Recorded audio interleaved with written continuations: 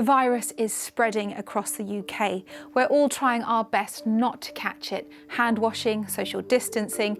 But what do you do if you think you have coronavirus? Well, symptoms differ from person to person, but the NHS say the main ones are a high temperature or a new continuous cough. The best way to prepare is as though you know you're going to get a nasty flu or a respiratory infection like bronchitis. Is there anything you should stock up on? There's not really much we can stock up on. Of course, medications such as paracetamol can help curb a fever, but we don't want to be panic buying these or ridiculously stocking up because you can only take so many anyway. How to treat the symptoms?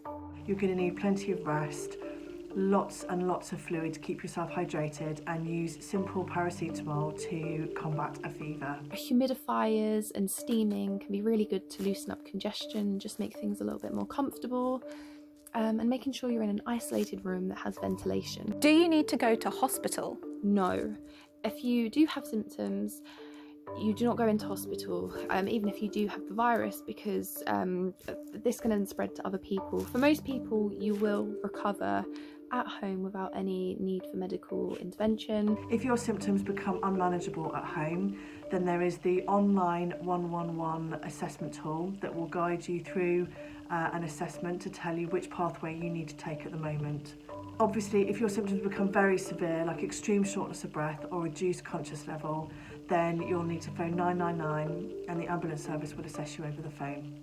What if you live with other people? Just take extra precaution if you have someone in the family who falls under one of those vulnerable groups, such as elderly or has underlying health conditions. Just try and keep that 2-metre distance where possible. Sleeping in different bedrooms if possible, different bathrooms, eating at different times, and facilitating real high levels of cleanliness, lots of hand washing, wiping down surfaces, and remembering things like door handles and toilet flushes in between uses. And finally, what if you feel better? It's really important that from the day you start experiencing symptoms, you self-isolate for 7 days, even if you feel better on day 5. This is really important. If there are other people in your household whilst you experience these symptoms, they need to isolate for 14 days from the first day of your symptoms. And this is so that they can monitor their signs and symptoms of coronavirus.